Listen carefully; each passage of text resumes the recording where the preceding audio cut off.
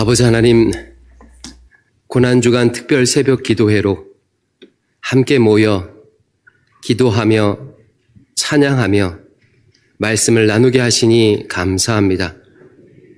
이 자리에 오기 전까지 우리의 생각과 마음을 사로잡고 있던 모든 근심과 걱정, 또 세상의 염려를 주님의 발 앞에 내려놓습니다.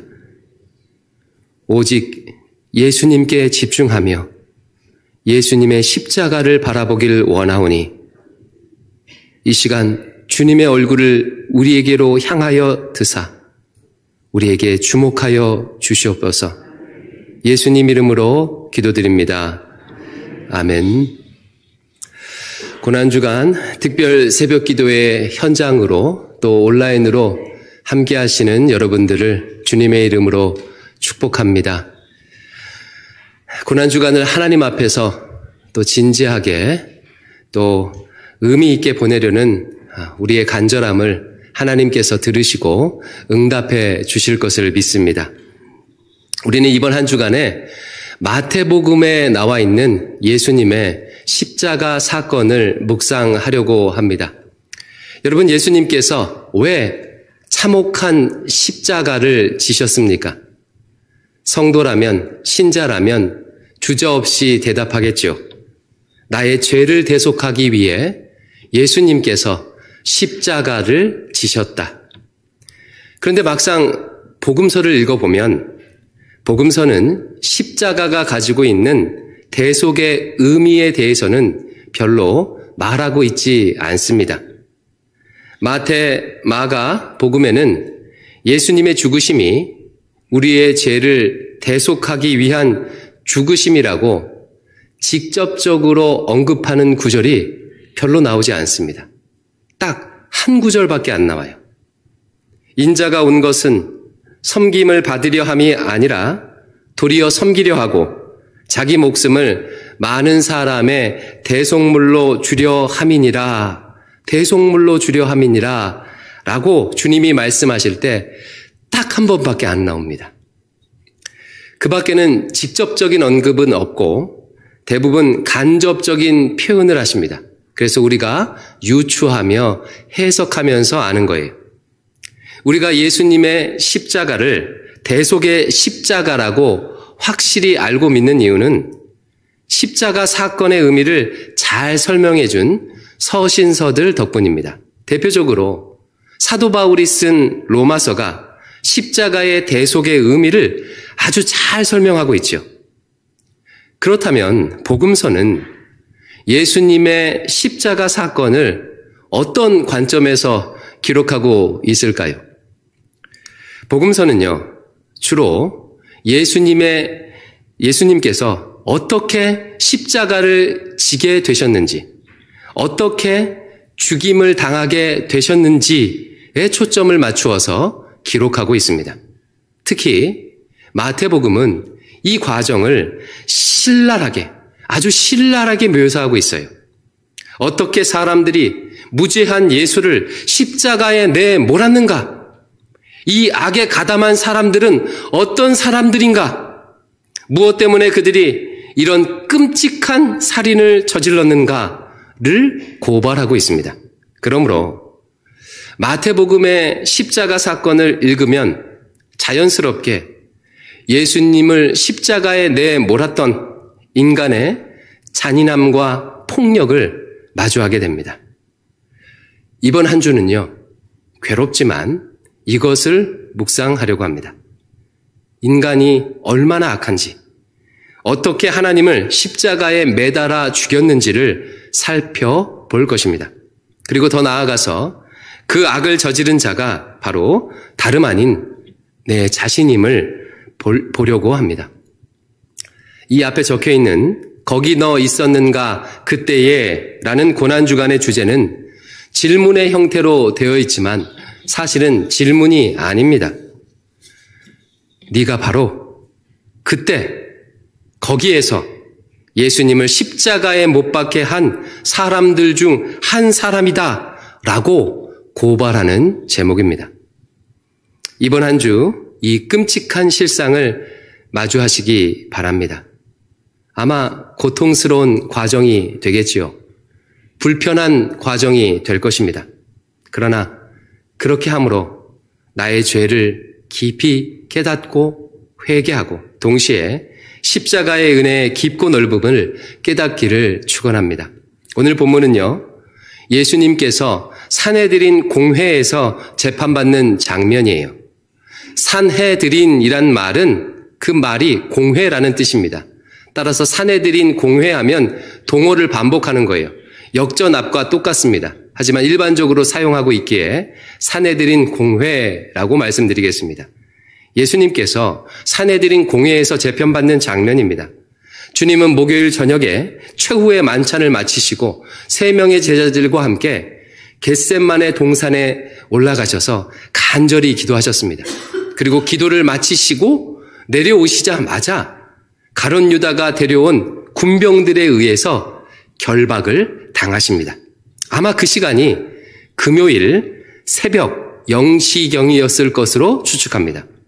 그 체포 직후의 내용이 오늘 본문의 내용이에요.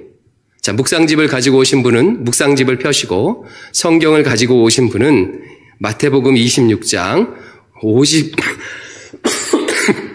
57절을 펴시기 바랍니다. 같이 한번 57절을 읽습니다. 57절입니다. 시작. 예수를 잡은 자들이 그를 끌고 대제사장 가야바에게로 가니 그들이 모여 있더라. 새벽 0시에 예수님을 끌고 대제사장 가야바의 공간으로 갔는데 이미 서기관과 장로들이 모여 있어요. 즉 이 일은 우발적으로 갑작스럽게 일어난 일이 아니라는 뜻이지요. 종교 지도자들이 모두 함께 이 일에 계획적으로 가담하고 있음을 보여줍니다.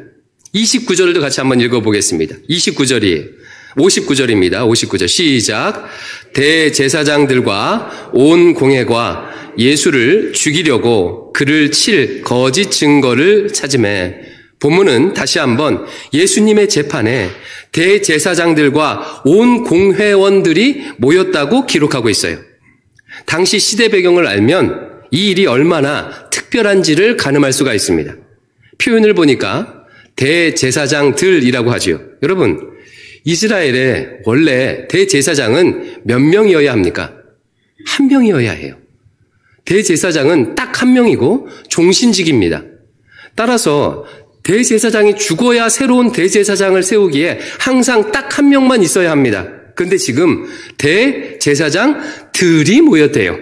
어떻게 이런 일이 생겼지요? 그 이유는 제가 작년에도 한번 설명을 했는데 로마 정부가 유대인들의 종교적 관습을 무시하고 자기 입맛에 따라서 1년에 한 명씩 대제사장들을 바꾸었기 때문이에요. 원래 안나스라는 사람이 대제사장이었는데 그를 폐위시키고 대신 안나스의 아들과 사위들을 차례대로 1년에 한 명씩 5번에 걸쳐서 대제사장으로 세웠습니다. 그리고 올해 대제사장은 가야바입니다. 유대인들은요, 한 번 대제사장이면 죽을 때까지 대제사장이라는 관념이 있다 보니까 그들 모두가 대제사장 취급을 받았고 이들은 산헤드린 공회에서 여전히 영향력을 행사하고 있었습니다. 그러면 이 5명의 대제사장들은요, 사이가 좋았을까요? 안 좋았을까요? 사이가 좋을 리가 없겠지요. 여러분, 아무리 형제고 사돈이고 해도요, 유산 다툼이나 자지 다툼이 생기게 되면은 서로 으르렁거리게 되어 있습니다. 거의 예외가 없습니다. 평상시 이들은 사이가 좋지 않았습니다. 그러나 지금 예수님을 재판하는 일에 함께 모여 있는 거예요. 매우 특별하죠. 또 본문을 보니까 온 공회가 다 모였다고 기록하고 있습니다.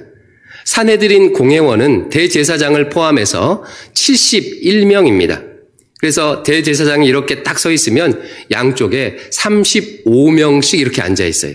그리고 가운데 재판받는 피고인이 앉아 있는 그런 형태입니다. 산헤드린 공회원 가운데는 대부분이 제사장 출신인 사두개인들이었어요. 그리고 그보다 적은 숫자의 바리새인들이 여기에 포함되어 있습니다. 그러면 또 질문이에요. 사두개인들과 바리새인들은 사이가 좋았을까요? 안 좋았을까요? 안 좋았어요. 우리나라 국회 생각하면 됩니다. 사두개인은 여당, 바리새인들은 야당이에요. 여당과 야당이 사이가 좋지 않은 것처럼 그들도 사이가 안 좋았습니다. 그럼에도 이 새벽 0시에 예수님을 재판하는 일에 함께 모여 있습니다. 아주 특별하죠. 그러면 왜 이렇게 서로 적대적인 사람들이 한 마음이 되어서 모였을까요? 59절에 보니까 뭐라고 해요? 온 공회가 예수를 죽이려고. 예수를 죽이려고. 평상시에 서로 으르렁거리던 자들이 예수님을 죽이는 일에 하나가 된 거예요. 적의 적은 친구라는 말이 있지요. 예수를 싫어하는 일에 한 마음이 된 것입니다. 이처럼 누군가를 죽이기 위해 힘을 합치는 이 악이 예수님을 죽음으로 내몰았습니다. 여러분, 보통 사람들이 어떤 이야기를 할 때 하나가 되지요? 남을 칭찬하는 일에는 별로 마음이 하나 되기가 쉽지가 않습니다. 보통은요, 다른 사람을 흉보고 다른 사람을 험담하는 일에 사람들은 마음이 모여요. 그런 일을 즐거워합니다. 서로 사이가 안 좋은 사람들조차도 동시에 싫어하는 사람이 생기면 그 사람을 흉보면서 하나가 되죠. 이것은 개인에게만 국한되는 일이 아닙니다. 국가 관계도 마찬가지예요. 여러분, 중국과 러시아는 원래 친한 사이였나요? 그렇지 않습니다. 국경을 맞대고 있는 나라는요, 친하게 지낼 수가 없어요. 많은 분쟁이 있었지요. 그러나 지금은 미국이라는 공통의 적이 생기니 전쟁을 일으키는 일에 함께 하고 있습니다. 사람을 죽이는 일에 함께 하고 있어요. 이와 같이 남을 죽이고 해치는 일에 함께하는 이 악이 예수님을 십자가에 못 박은 것입니다. 우리가 함께 모여서 누군가를 험담하고 누군가를 후욕하고 비난하고 그러할 때에 우리는 예수님을 십자가에 못 박고 있는 것입니다. 이들은 재판은 열었지만 사실 이미 결론은 정해놓았지요. 죽일 것을 결정해놓고 그 결론에 도달하기 위해 짜맞추기식의 재판을 하고 있습니다. 60절 말씀입니다. 같이 읽습니다. 60절 시작. 거짓 증인이 많이 왔으나 얻지 못하더니 후에 두 사람이 와서 그 새벽에 거짓 증인이 많이 왔다는 것은 그들이 얼마나 열심히 이 재판을 준비했는지를 보여줍니다. 어떻게든 엮어서 죽이겠다는 뜻이지요. 그러나 많은 증인이 왔음에도 불구하고 확실한 증거를 얻지 못했습니다. 하지만 그때 마침내 결정적 증언을 할 두 사람이 나타났어요. 왜 두 사람일까요? 율법에 유죄 판결을 내리려면 최소한 성인 남자 두 사람 이상의 증언이 필요했기 때문입니다. 그 두 사람이 이렇게 말합니다. 61절입니다. 이것도 같이 읽습니다. 61절 시작. 이르되 이 사람의 말이 내가 하나님의 성전을 헐고 사흘 동안에 지을 수 있다 하더라 하니, 예수님께서 일전에 사람들 앞에 하셨던 말씀이죠. 이들의 증언을 듣고 예수님께서 아무 대답도 하지 않으십니다. 그러자 대제사장이요, 흥분해서 일어났어요. 예수, 이 사람들의 증언이 사실이냐? 이 사람들이 너한테 지금 불리한 증언을 하고 있는데 어찌하여 왜 아무 대답이 없느냐? 주님께서 여전히 침묵하시자 대제사장이 한 번 더 직접적으로 묻습니다. 내가 살아계신 하나님의 이름을 걸고 너에게 묻는다. 네가 과연 하나님의 아들 그리스도냐? 우리에게 분명히 말하라. 대제사장이 하나님의 이름을 걸고 맹세하며 물었기에 법에 따라서 피고인인 예수님도 하나님의 이름으로 맹세하며 대답해야 했습니다. 그러나 주님은 이렇게 말씀하십니다. 네가 말하였다. 내가 너희에게 이르노니 이후에 인자가 권능의 우편에 앉아 있는 것과 하늘 구름을 타고 오는 것을 너희가 보게 되리라. 주님의 이 대답은 시편 110편과 다니엘서 7장에 나와 있는 메시아 예언을 인용한 말입니다. 시편과 다니엘서가 말한 메시아가 바로 자기 자신이라고 증언하고 계신 거예요. 여러분, 예수님의 이 증언은 참입니까? 예, 참이지요. 예수님은 진정한 메시아 되십니다. 그러나 대제사장은 이 대답을 듣고 분노해요. 자신의 옷을 찢으면서 이렇게 말합니다. 그가 신성 모독하는 말을 했으니 더 이상 무슨 증인이 필요하겠는가? 공회원들이여, 모두 이자의 신성 모독하는 발언을 직접 들었지요? 이자를 어떻게 해야 하겠소? 여러분들의 생각을 말해보시오. 그러자 그 자리에 있던 공회원들이 이구동성으로 대답합니다. 이는 사형에 해당하오. 그를 사형에 처하시오. 이렇게 재판은 일사천리로 끝납니다. 예수님에게 사형 언도가 내려지자 기다렸다는 듯 예수님의 주변에 있던 자들이 예수님께 다음과 같이 행동합니다. 여러분 놀라지 마세요. 67절, 68절을 같이 함께 읽습니다. 시작. 이에 예수의 얼굴에 침 뱉으며 주먹으로 치고 어떤 사람은 손바닥으로 때리며 이르되 그리스도야, 우리에게 선지자 노릇을 하라. 너를 친 자가 누구냐 하더라. 수치 문화가 있는 유대 사회에서 얼굴에 침을 뱉는다는 것은 그를 사람으로 인정하지 않는다는 뜻입니다. 그들이 주님을 조롱합니다. 이봐 예수, 너 선지자라며. 너를 때리는 내가 누군지 한번 맞춰봐. 상상만 해도 끔찍한 장면이죠. 예수님께 사형이 언도되자 사람들이 가차없이 예수님께 폭력을 행사합니다. 얼마 전까지 사람들은 기적을 행하시는 예수님을 함부로 건드리지 못했어요. 아니, 오히려 예수님을 추종했습니다. 그러나 이 순간 주님께 사형이 언도되자, 주님께서 약자가 되자 가차없이 침을 뱉고 얼굴을 때리고 조롱합니다. 이처럼 약자를 향한 폭력이 예수님을 십자가에 내몰았습니다. 세상은 가난자 앞에서는 고개를 숙이지만 약자들은 함부로 대하는데 능합니다. 일명 강약, 약강이라고 하죠. 돈 있는 자들이 저지르는 큰 비리는 눈 감아주면서 서민들의 작은 잘못은 철저하게 징벌하는 유전무죄, 무전유죄의 악. 직장 상사에게는 꼼짝 못하면서 연약한 가족들에게는, 자녀들에게는 함부로 하는 악. 담임 목사에게는 잘하면서 부교육자들에게는 업신여기는 악.